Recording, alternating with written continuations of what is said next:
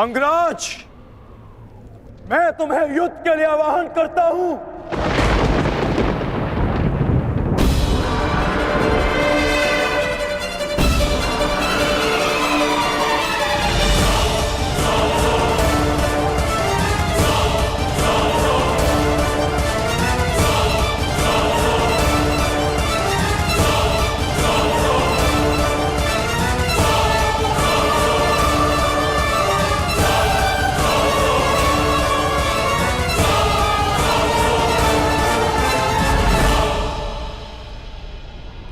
हर दिशा में फैल जाओ, रथ के चक्रों के चिन्ह का पीछा करो।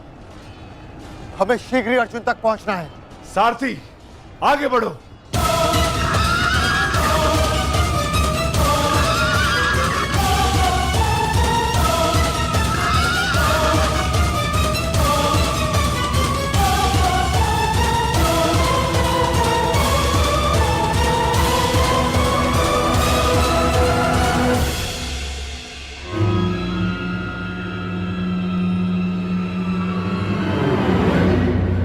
ये कैसी नीति है माधव?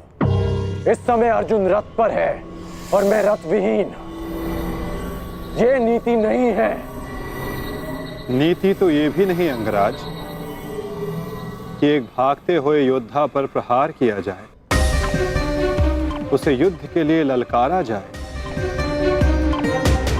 जो तुमने किया।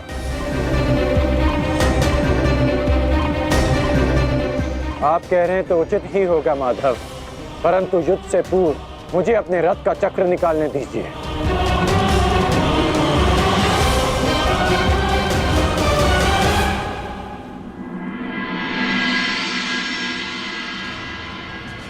अर्जुन कहाँ है? सूर्यास्त होने में ज्यादा विलंब नहीं और अर्जुन का कुछ पता नहीं चल रहा।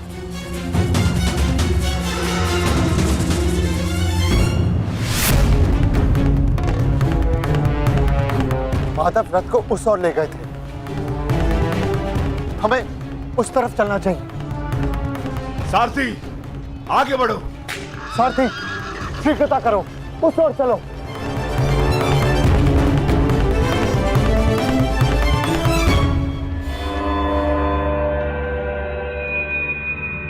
नहीं अंगराज, सूर्यास्त होने को है, समय शेष नहीं है।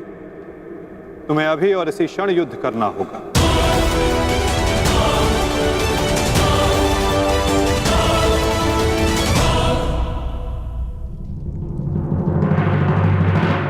आपने हमारे ज्येष्ठ का सत्य हमसे क्यों छुपाए रखा?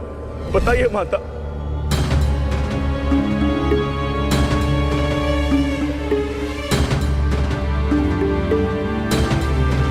चिंतित ना हो माताश्री, आपके पुत्र सुरक्षित हैं। कौन सा पुत्र द्रौपदी?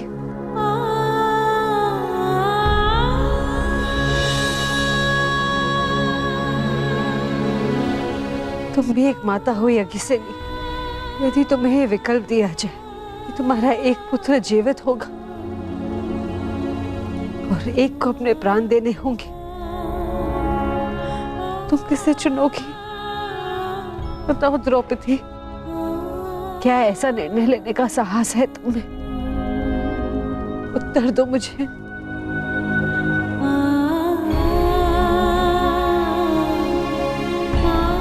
अपनी किशोरावस्था में की गई भूल के कारण मुझे अपना समस्त जीवन इस रहस्य के साथ व्यतीत करना पड़ा। मैं अपनी इस भूल का पश्चाताप अपने पूरे जीवन में नहीं कर पाऊंगी।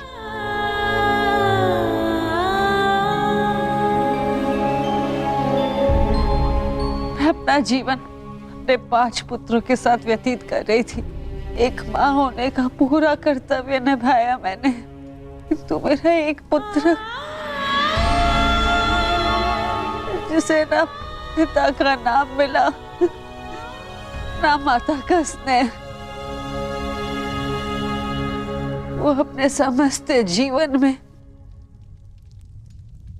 एक पुत्र होने के समस्त सुखों से वंचित रहा।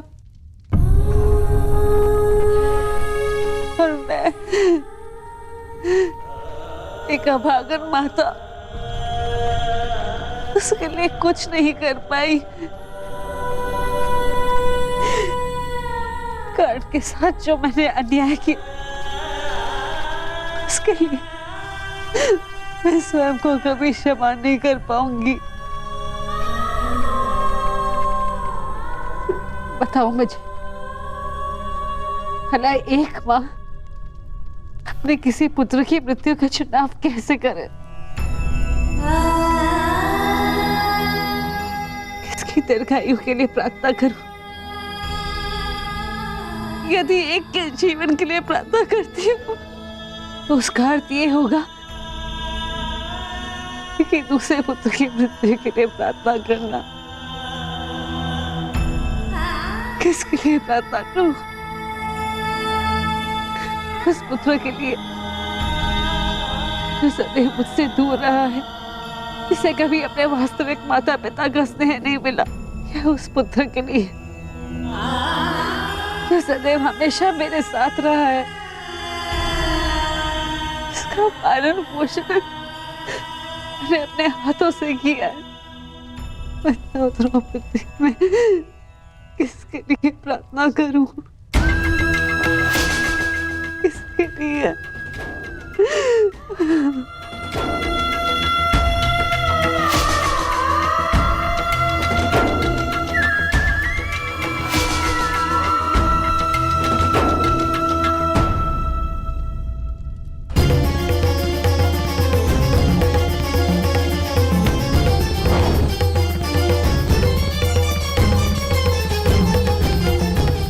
मित्र दुर्योधन, उधर देखो।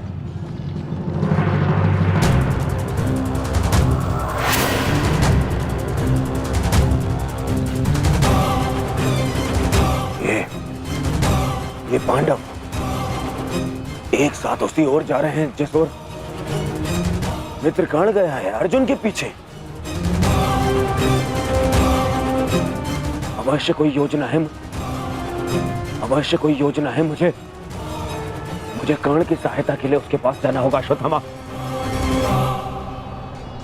मित्र, तुम्हें क्या लगता है इसमें पांडवों की क्या मंशा है?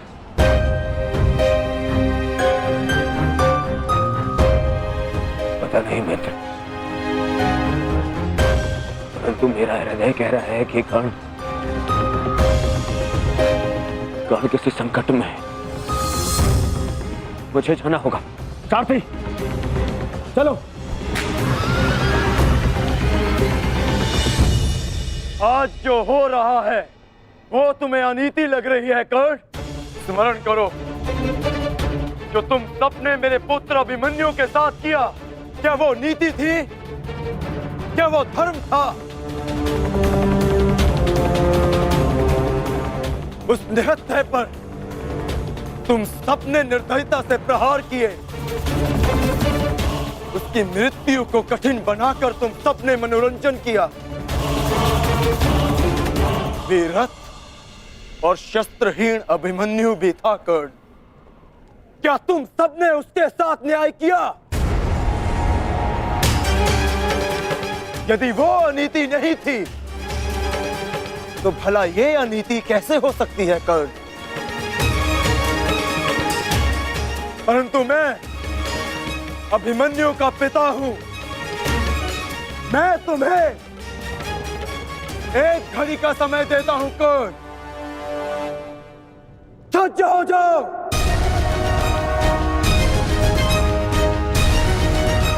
भद्रराज, मुझे मेरा विजय धनुष दीजिए। जब तक मेरे गुरु का विजय धनुष मेरे हाथ में है, कोई मुझे परास्त नहीं कर सकता। शीघ्र कीजिए।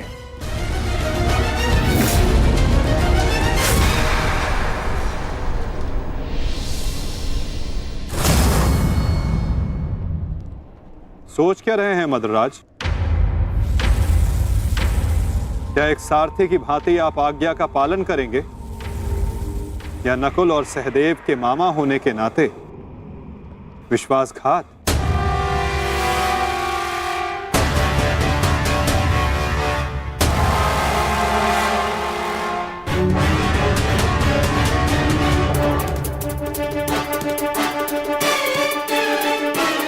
नहीं अंगराज, मैं तुम्हारी आज्ञा का पालन नहीं करूंगा।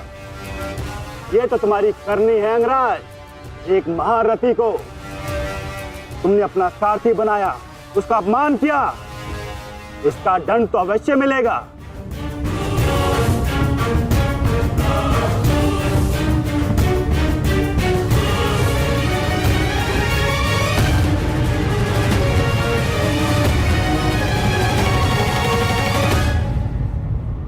मैं अपने रथ का चक्र निकाल रहा हूं। यदि पीठ पे वार करना चाहते हो तो करो अर्जुन।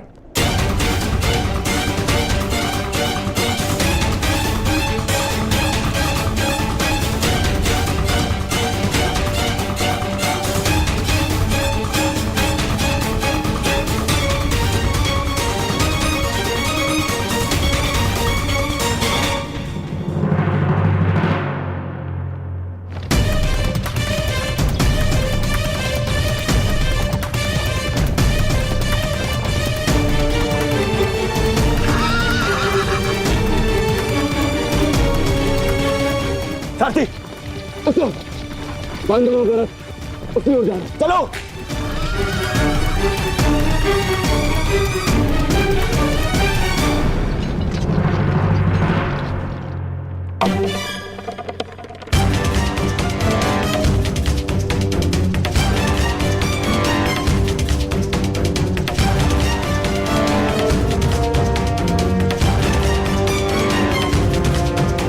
समय समाप्त हो रहा है पार्थ, सूर्यास्त होने वाला है। कर्ण को अंतिम चेतावनी दो पार्थ।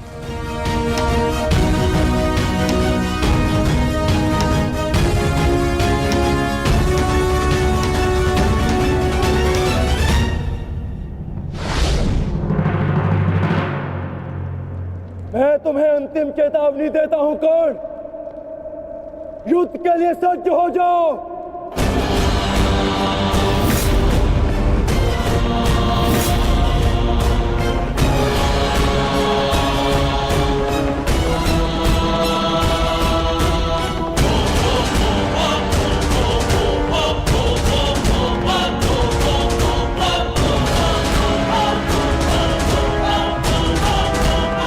भद्रराज, मुझे मेरा विजय धनुष दीजिए। चेतावनी का समय समाप्त हुआ पार्थ। बाण संधान करो।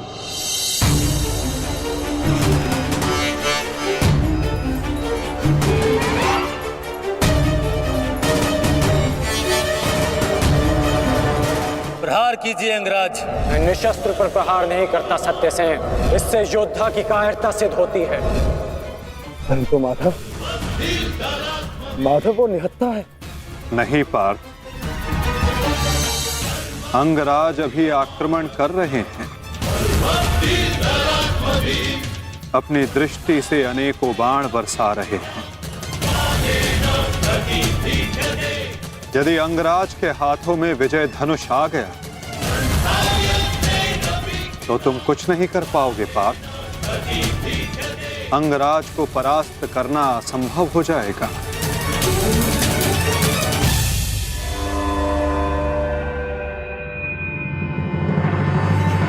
प्रहार करो पार्थ,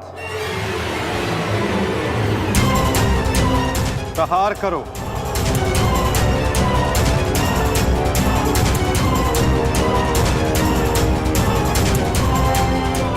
अपने मार्गदर्शक की आज्ञा का पालन करो पार्थ। अभिमन्यु की पीड़ा को स्मरण करो।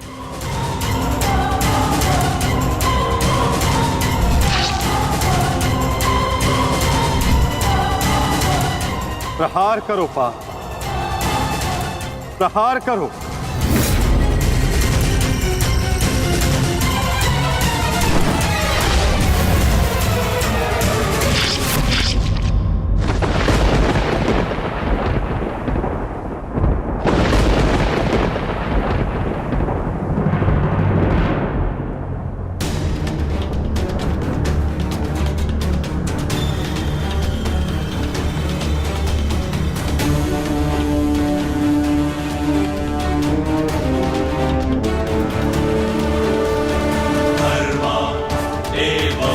हतो हन्ति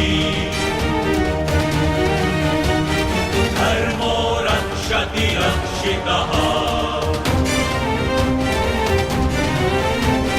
तस्मात् धर्मो न हन्त्यो ये क्या है माधव? मानो धर्मो हतो वधि। अंत अधर्म की नींव को गिराने के लिए भवन के सुंदर कंगूरे का भी अंत करना पड़ता है कर्ण। धर्ममेव हतो हन्ति धर्मो रक्षति रक्षितः तस्मात् धर्मो न हन्त्यो मानो धर्मो हतो वधि। प्रहार करो पार्थ।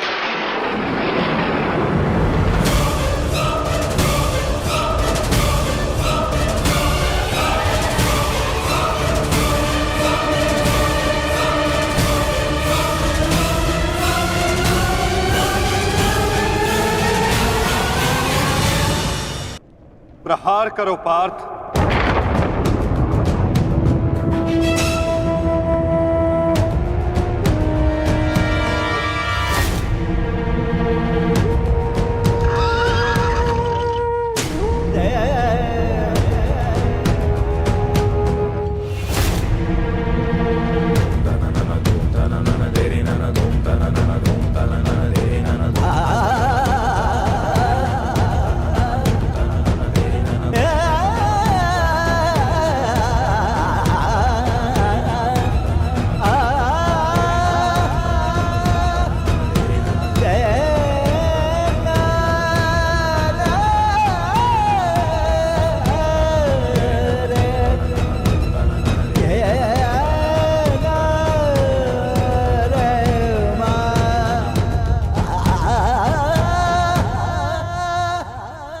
समय व्यर्थ मत करो पार्थ।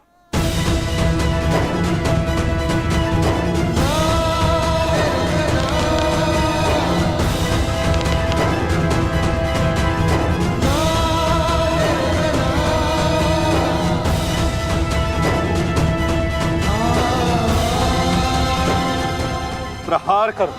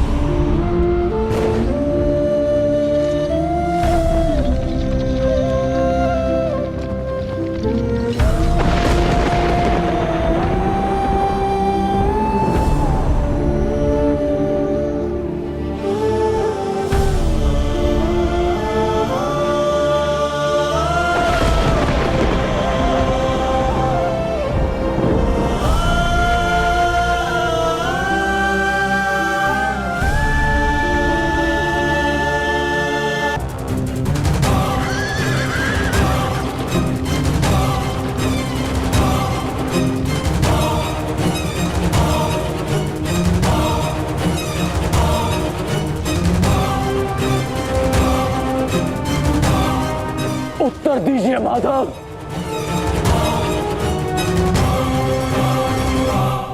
उत्तर बहुत लंबा है कर्ण, और समय बहुत कम।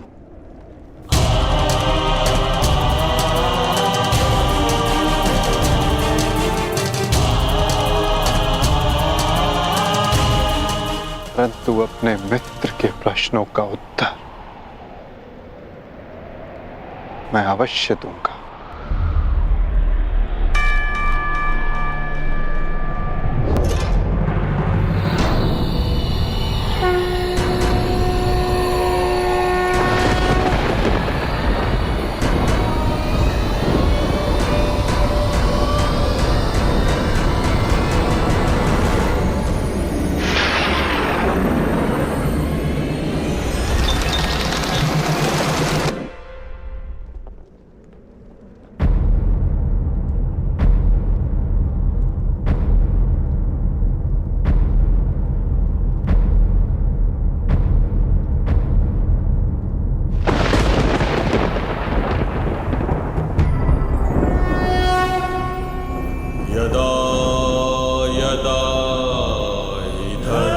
धर्मस्य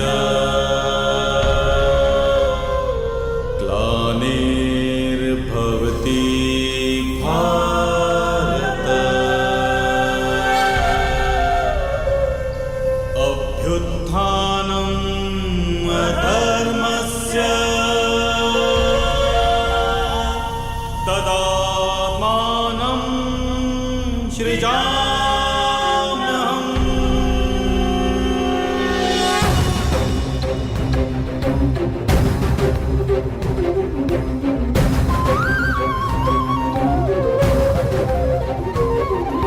यदा यदा हि धर्मस्य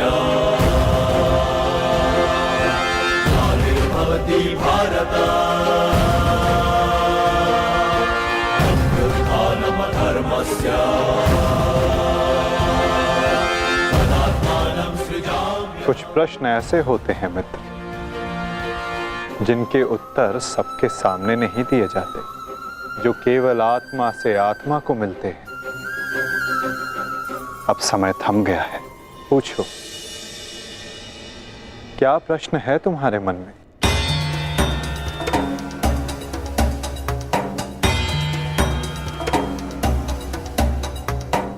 आप तो सारथी हैं ना, अपने रथी का मन पढ़ लेते हैं, तो पढ़ लीजिए। मैं पहले भी कह चुका हूं मित्र, मुझे तुम्हारे मुख से सुनना अच्छा लगता है। तो सुनिए,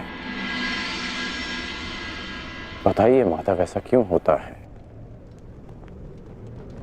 कि जो परिवर्तन की चाह रखता है उसे समाज का क्रोध क्यों सहना पड़ता है? समय तो स्वयं बदलता है ना, तो वो परिवर्तन का विरोध क्यों करता है? परिवर्तित होना समय की प्रकृति है मित्र, और परिवर्तन का विरोध करना अधिकतर लोगों की प्रकृति।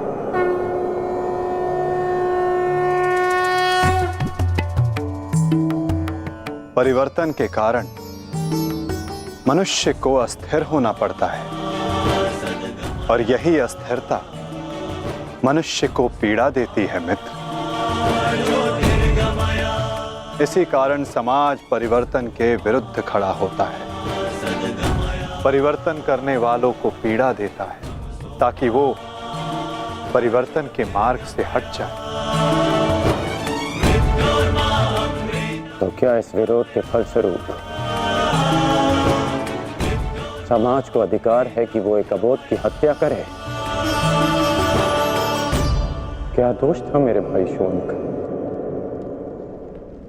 यही कि उसने वेद पाठ किया, उसके लिए उसके मुख में पिघला स्वर्ण भर दिया गया।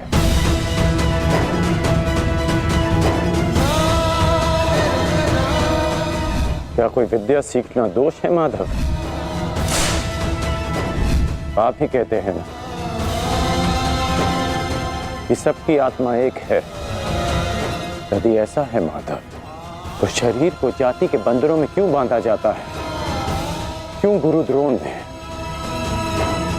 मुझे जाति के नाम पर शिक्षा नहीं दी? मैं केवल और केवल राजकुमारों को ही शिक्षा देता हूँ। विश्व के इतने घातक अस्त्र होने के पश्चात भी रंगभूमि में क्यों मुझे प्रदर्शन करने से रोका गया? तुम्हें द्वंद्व की अनुमति कदापि नहीं मिल सकती। अर्जुन कुरुवंशी है, अर्जुन क्षत्रिय है, अर्जुन राजकुमार है, और तुम केवल एक सूत पुत्र हो। सूत पुत्र। क्यों हर बार मेरे कौशल को सूत पुत्र कहकर दबा दिया जाता है?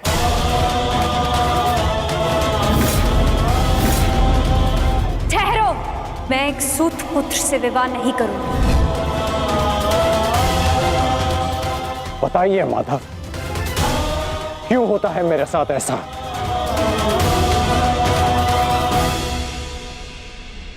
चूंकि तुम विशेष थे कर्ण,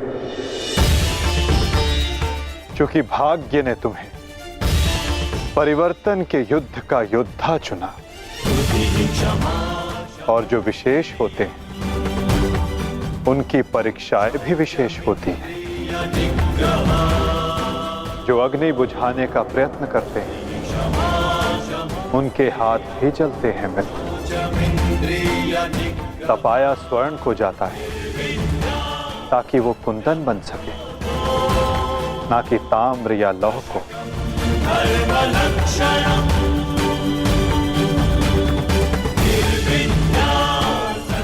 मेरी दृष्टि से देखो मित्र, आज तुमसे बड़ा पराक्रमी, तुमसे बड़ा शूरवीर और कोई नहीं मेरी दृष्टि में।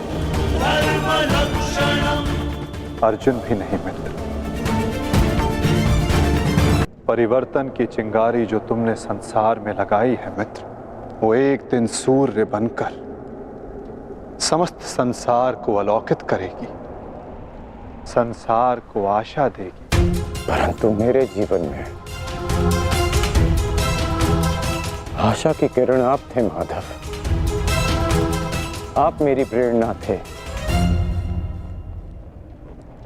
फिर क्यों अन्याय किया आपने मेरे साथ? आप तो जानते थे ना कि मैं सूत पुत्र नहीं हूं। फिर क्यों सदा मेरे और अर्जुन के द्वंद्व को रोका आपने? और आज भी युद्ध भूमि से दूर मुझे आप यहां ले आए। क्यों धर्म के रथ पर बैठकर आपने अधर्म का बाण चलाया? क्यों माधव?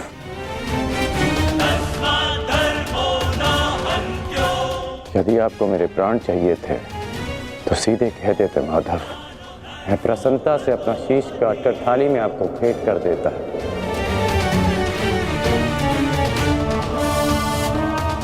क्यों ये छल किया आपने? जब मैं रथ विहीन था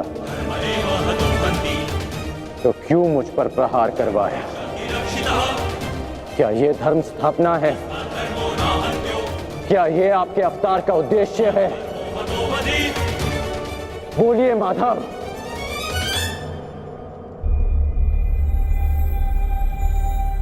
आप उत्तर क्यों नहीं दे रहे हैं? अर्जुन से पूर्व मैं आपका रथी था, आप मेरे सारथी थे। और आप ही कहते हैं ना कि सारथी रथी का मन पढ़ लेता है। तो आज क्या हुआ? आपको मेरे प्रश्न पता है, फिर उसके उत्तर क्यों नहीं दे रहे हैं आप? बोलिए।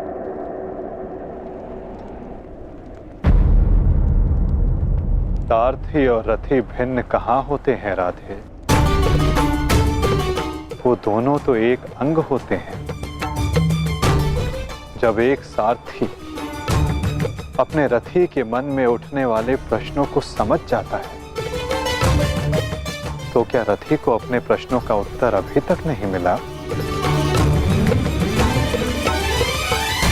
मैं परशुराम तुम्हें श्राप देता हूं। जिस समय तुम्हें इन दिव्यास्त्रों की सबसे अधिक आवश्यकता होगी, उस समय तुम इसके अनुसंधान की विधि भूल जाओगे। ब्रह्मास्त्र का आवाहन भूलने पर भी तुम्हें भान नहीं हुआ मित्र कि ये सब क्या है और क्यों हुआ?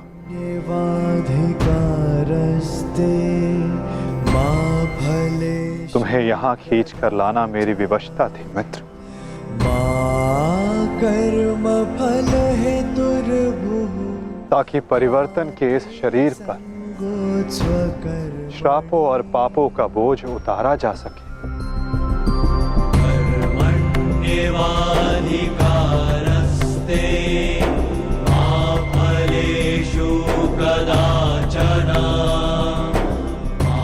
तुम्हारे रथ का चक्का पहली बार नहीं फंसा है कर्ण,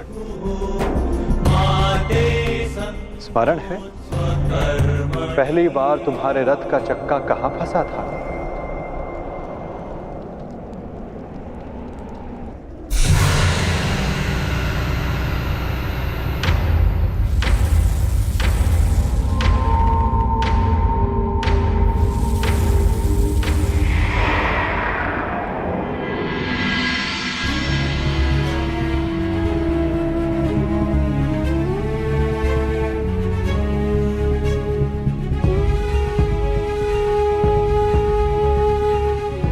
ये स्थान स्मरण है मित्र? स्मरण है कि हम किन परिस्थितियों में पहली बार मिले थे?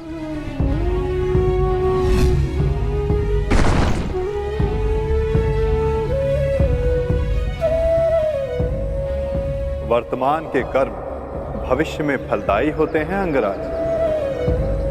कोई ऐसा कार्य मत करना कि भविष्य पीड़ादायी हो। कर्म मनुष्य के मार्ग चुनने से निश्चित होता है अंगराज।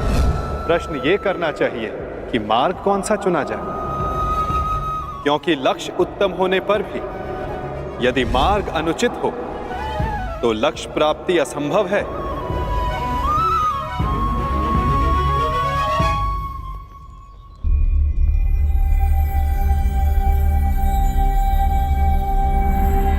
स्मरण है मुझे।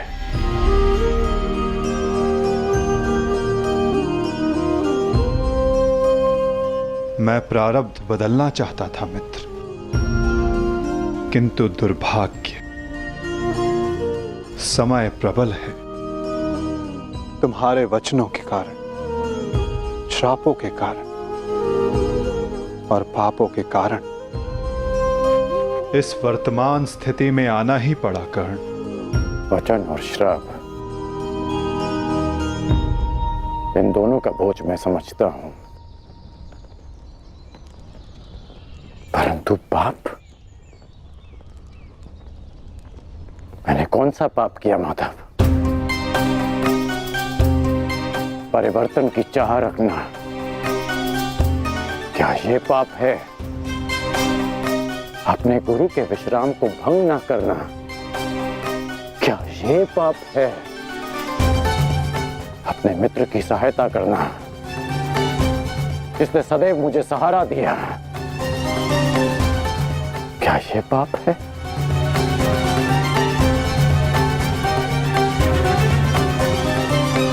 मौन क्यों हैं आप? बताइए। मौन,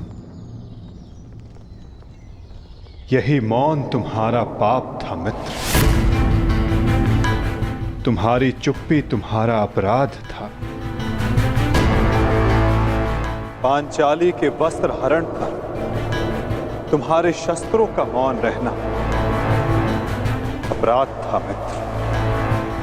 होश में आओ दुर्योधन, तुम्हारा प्रतिशोध पूर्ण हुआ, मत करो यह अनर्थ। प्रतिशोध तो अभी आरंभ हुआ है मित्र, और अब इसके मध्य में तुम्हें भी नहीं आने दूंगा।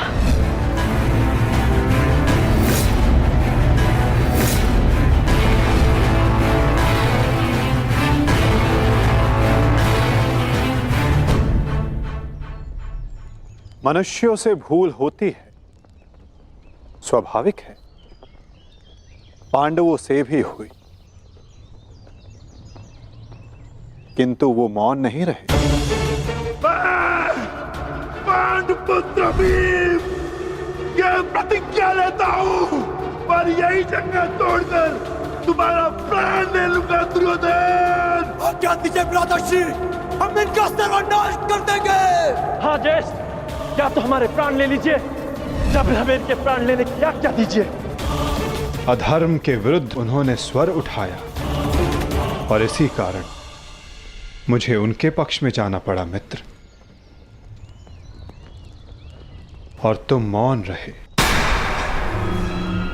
इसलिए मैं तुम्हारा साथ नहीं दे सका मित्र। संसार को दुष्ट आत्माओं के उपद्रव ने जितनी हानि नहीं पहुंचाई, उससे कहीं अधिक हानि महात्माओं के मौन ने पहुंचाई है मित्र।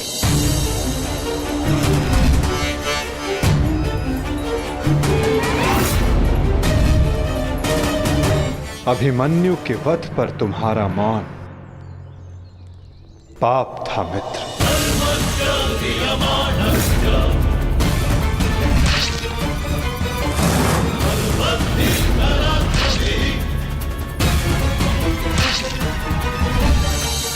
दुर्योधन के हर उठते स्वर पर तुम्हारा दबता स्वर अन्याय था। स्वप्न केवल ऊंचा और शुभ होना महत्वपूर्ण नहीं होता मित्र, उस स्वप्न को पूर्ण करने का मार्ग भी शुभ होना चाहिए। परिवर्तन की चाह में तुम अधर्म का हाथ थाम बैठे मित्र, ये तुम्हारा अपराध था। अपनी प्रतिज्ञा पूर्ण करने के लिए तुम दुर्योधन को मित्रता का वचन दे बैठे मित्र।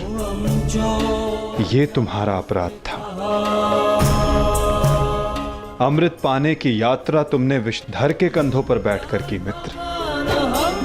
ये तुम्हारा अपराध था।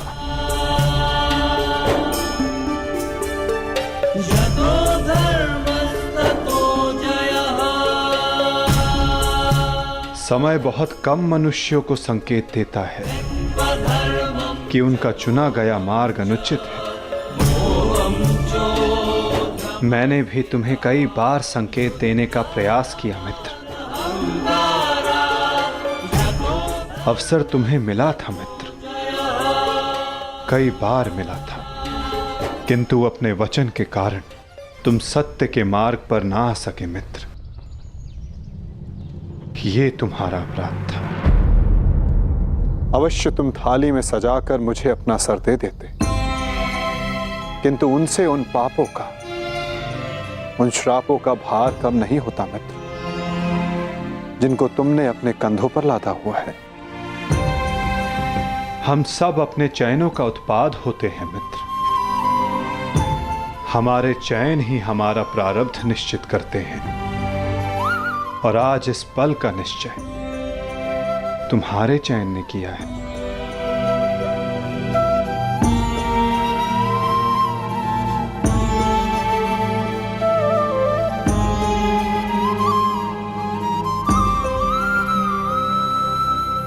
और मुझे देखो मित्र, मित्र के रूप में मैंने तुम्हारा चयन किया। इस कारण इस पीड़ा का भागीदार मैं भी बन रहा हूं। मैं तुम्हें सदा शांति देना चाहता था मित्र। तुम्हें इस जन्म में हर पाप से मुक्त कर देना चाहता था मित्र। इसलिए मैं तुम्हें यहां खींच कर लाया।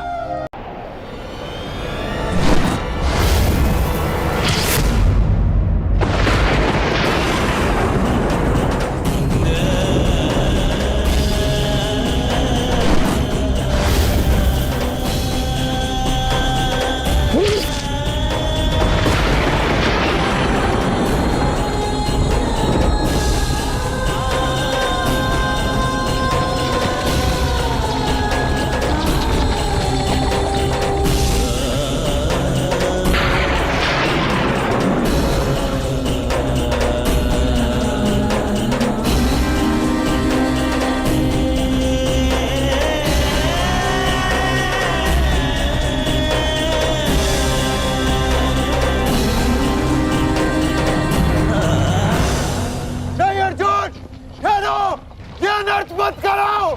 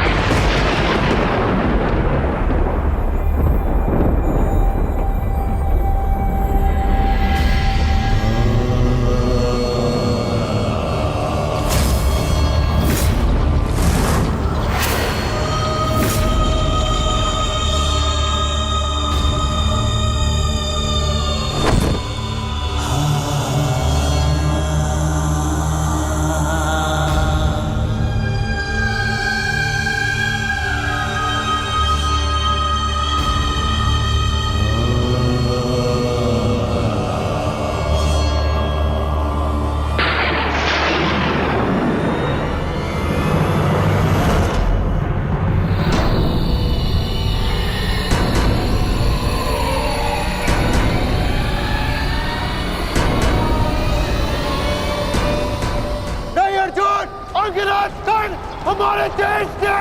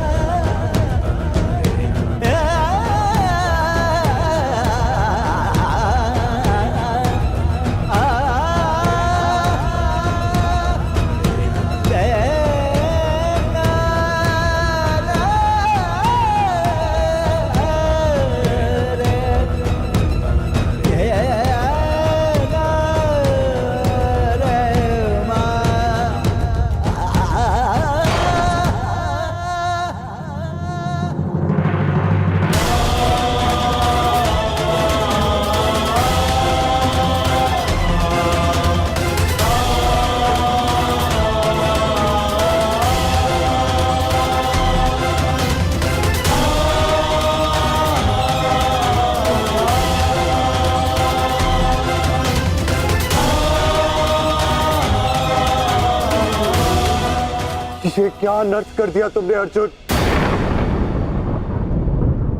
इतने वर्ष तुमने इस युद्ध को रोक कर रखा, क्या कुछ और क्षण नहीं रोक सकते थे?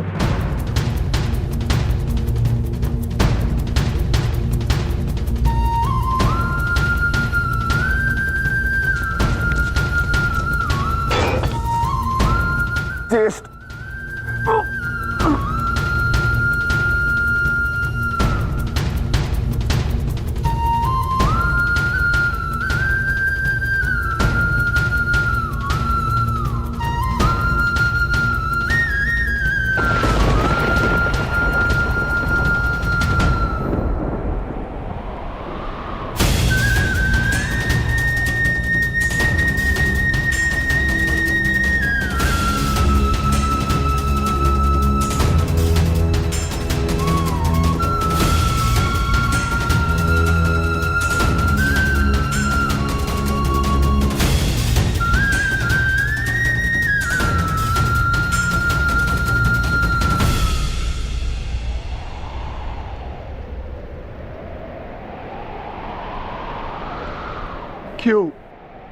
क्यों किया आपने ऐसा?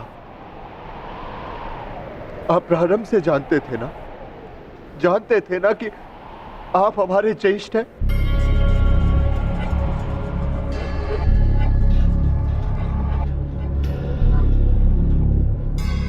इसीलिए कभी मुझे, कभी भीम को, कभी नकुल सहदेव और कभी अभिमन्यु को आप जीवित छोड़ते रहे।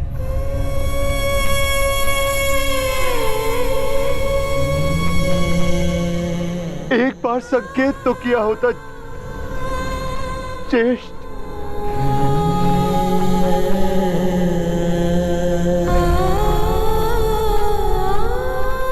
क्यों ज्येष्ठ, क्यों नहीं रुका आपने? उस हर पल मुझे, जब मैंने आपके जन्म पर प्रश्न किए, क्यों नहीं आपने अपने बाणों से मेरा मुंह सील दिया? क्यों ज्येष्ठ?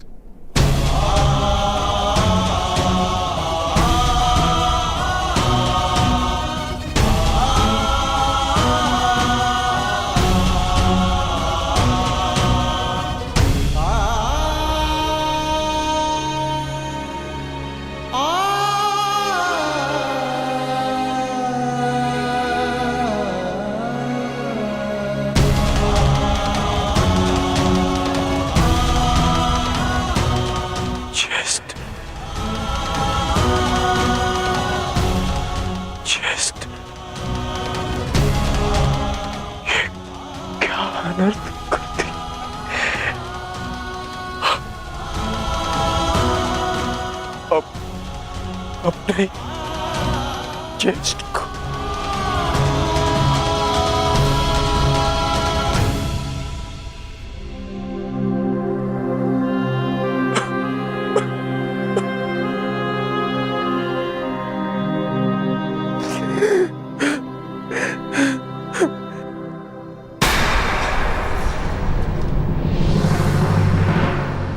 माधव को निहत्था है। नहीं पार्थ, यदि अंगराज के हाथों में विजय धनुष आ गया तो तुम कुछ नहीं कर पाओगे पार्थ। प्रहार करो पार्थ, अपने मार्गदर्शक की आज्ञा का पालन करो पार्थ। प्रहार करो पार्थ।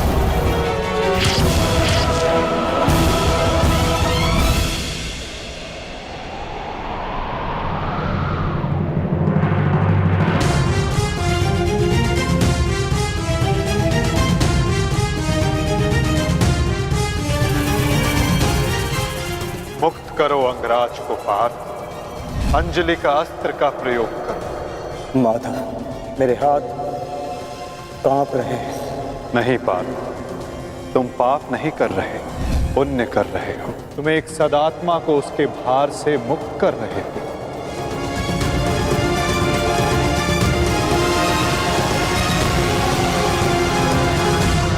आप तो जानते थे ना,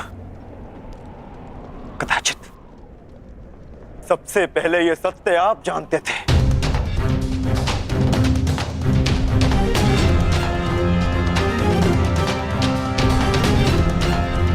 तो फिर क्यों क्यों नहीं बताया आपने मुझे? क्यों ये प्रारब्ध चुनने के लिए विवश किया आपने? क्यों मेरे मस्तक पर अपने ही ज्येष्ठ के हत्यारे होने का कलंक लगवा दिया आपने? क्यों?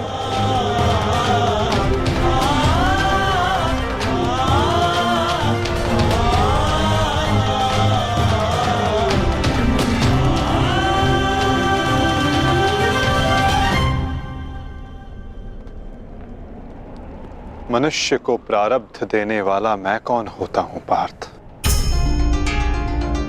मनुष्य को प्रारब्ध उसके चयन, उसके कर्म देते हैं पार्थ।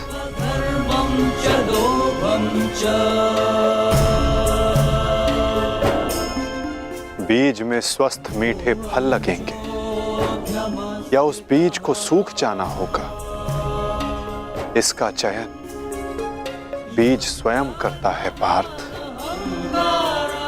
अपनी धारा चुनकर।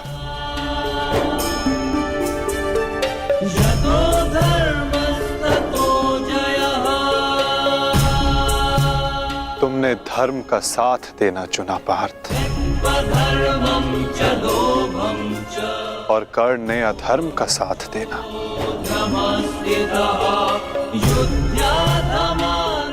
मैं क्या करता? तुमने अन्याय के विरुद्ध स्वर उठाया और अंगराज मौन रहे।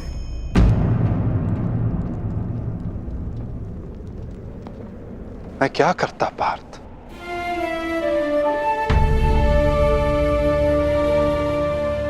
मैंने कई बार विकल्प चुनने के अवसर अंगराज को दिए पार्थ, किंतु उन्होंने यही चुना। मैं क्या करता?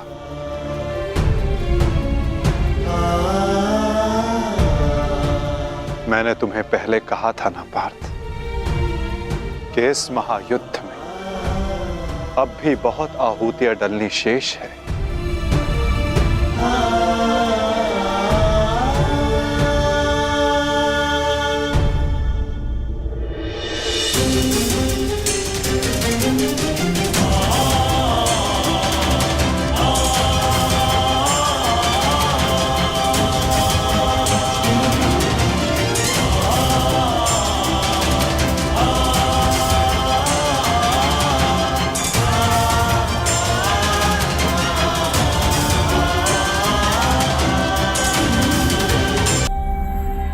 मैंने तो केवल तुम्हारे ज्येष्ठ को,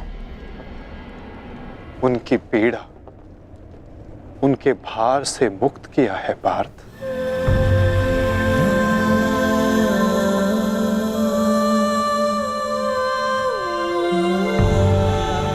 परंतु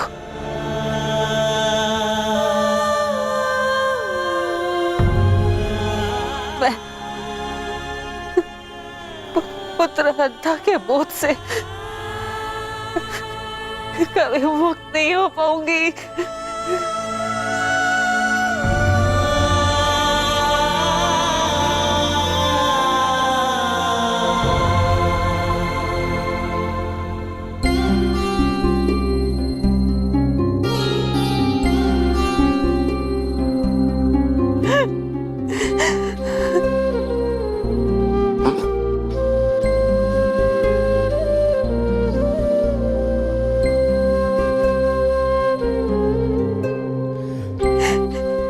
ऐसे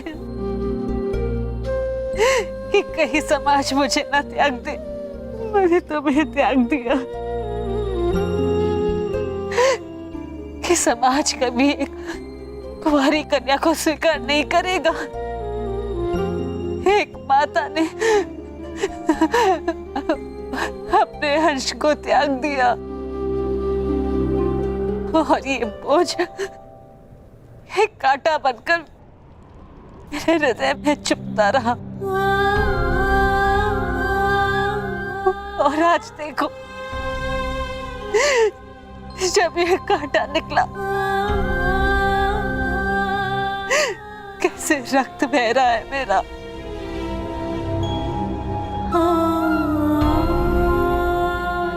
वैसे एक पुत्र अपने माता ऋण से मुक्त होता है और ये माता अपने संतान ऋण से मुक्त नहीं हो पाएगी। अश्रु नहीं माता, अश्रु नहीं। मैं आपकी पीड़ा समझ सकता हूँ।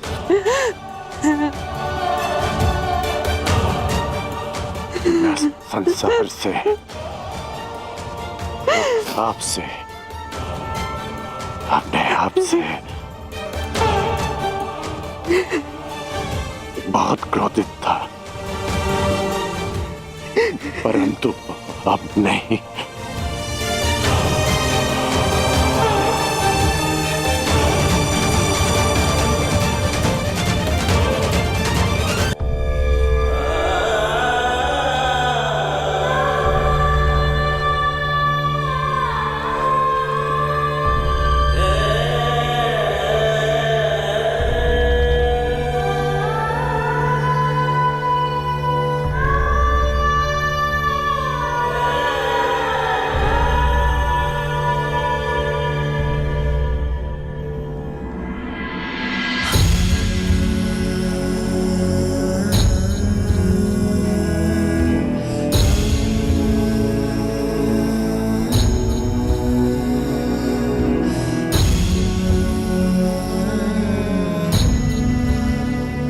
मैंने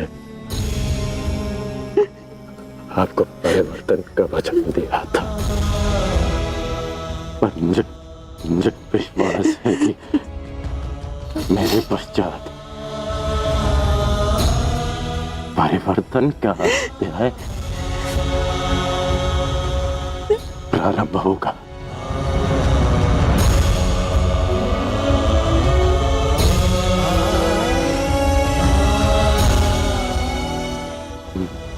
मैं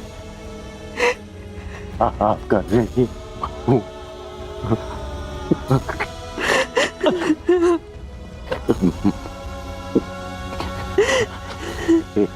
संतान 100 जन्म लेकर भी अपनी माता का ऋण नहीं चुका सकती। मुझे गर्व है कि मैं इस संसार में राधाकरण के नाम से जाना चाहता हूँ।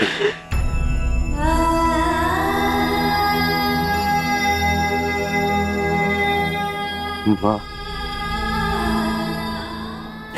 मुझे विश्वास है कि मैं संसार में सदा राधेकरण के नाम से ही जाना चाहूंगा।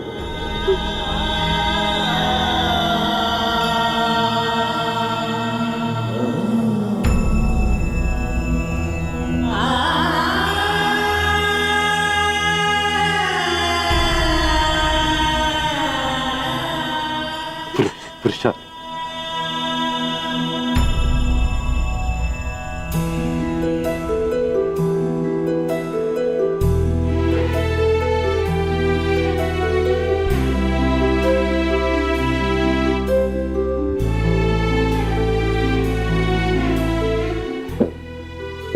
मुझे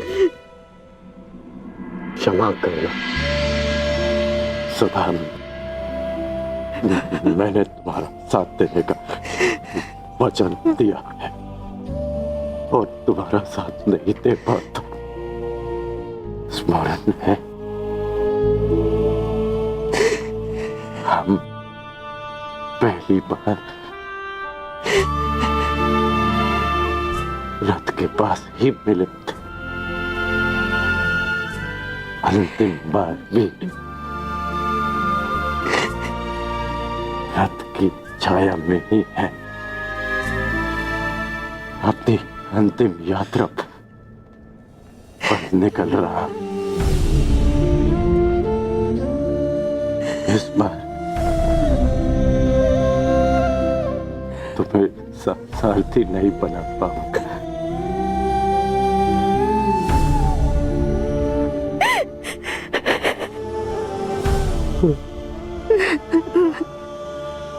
मुझे रोते हुए मत करना। नहीं रोएगी वृषाली, अब तुम्हारे सारथी के रूप में सदा तुम्हारे साथ रहेगी।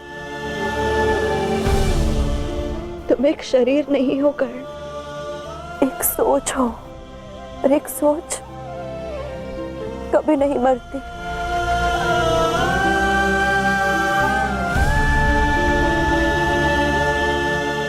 मैं वचन देती हूँ कर्ण,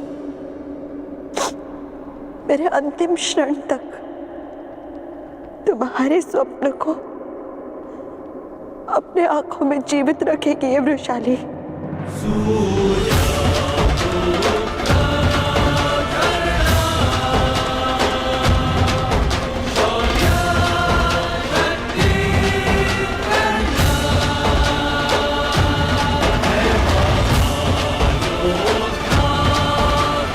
के आधार पर किसी के भी साथ पक्षपात नहीं होगा।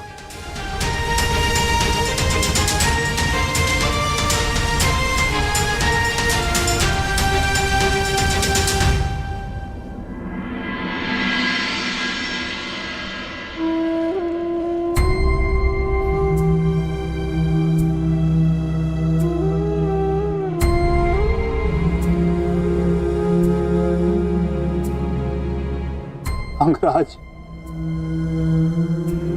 मुझे क्षमा कर दो, क्षमा कर दो मुझे।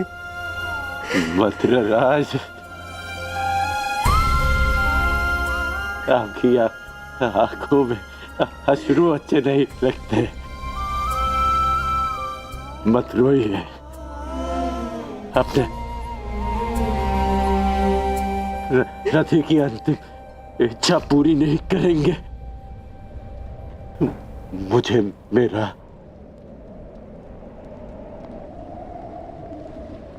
विजय धनुष दे दीजिए।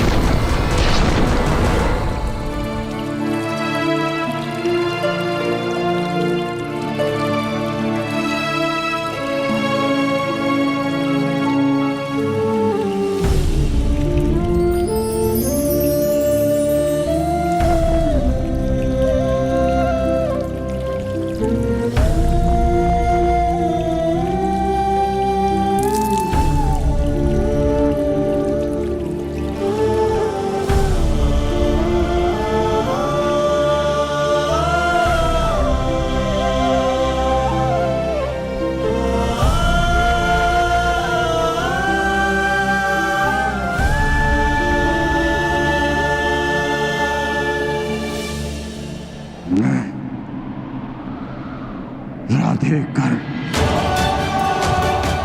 मैं सूत पुत्र कर, मैं परशुराम शिष्य कर,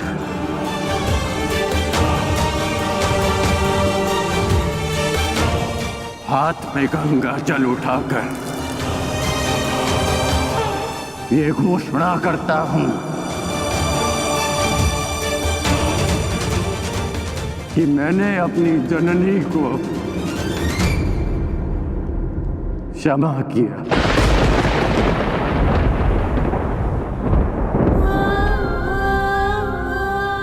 मैंने अपनी माता को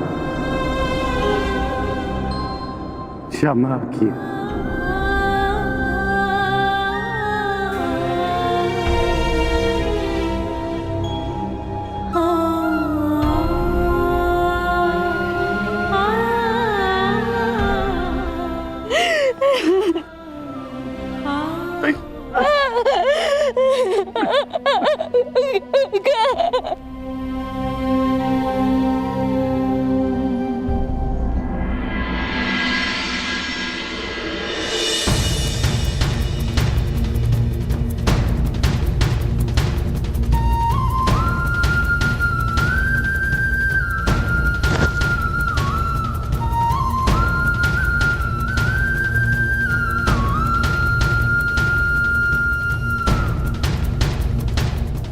आनंद आया तुमसे द्वंद करके अनुज।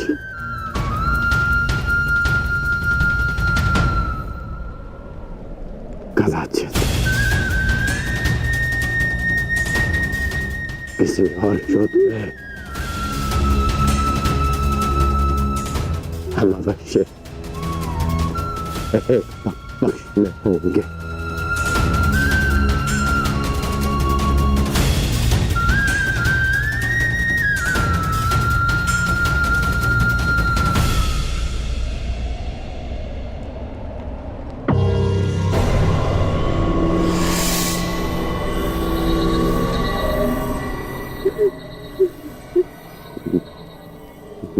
मित्र,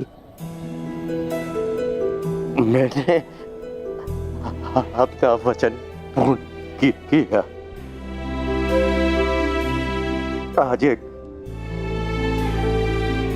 धनुर्धर कौनते मारा गया। बस बस बस बस।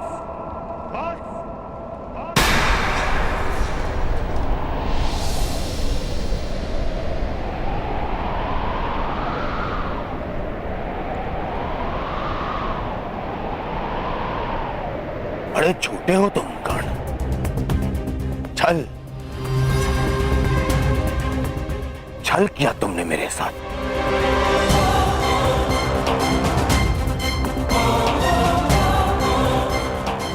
मित्रता की आड़ में पीठ पर प्रहार किया तुमने कौंतेय।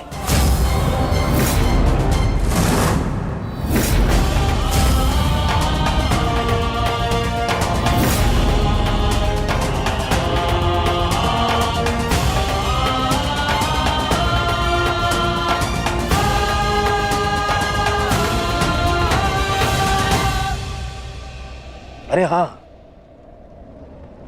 तुम भी तो इन्हीं के भाई हो। तुम्हारे तो रक्त में ही है छल करना, जो है ना कौनतेय? कौन रहा हो भीम?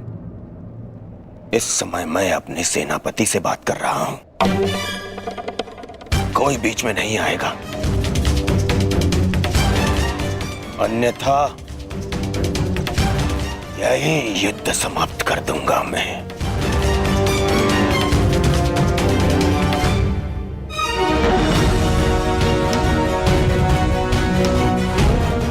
आज क्या तुम तो प्रारंभ से मेरे साथ में छल कर रहे हो कर्ण। मेरे मित्र होते हुए भी तुमने सदैव इन पांडवों का पक्ष लिया। शीघ्र ही आपको द्यूत का बुलावा आएगा।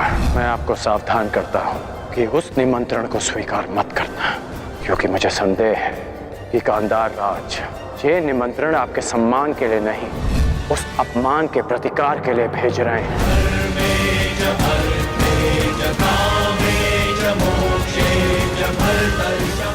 वो तुम ही थे ना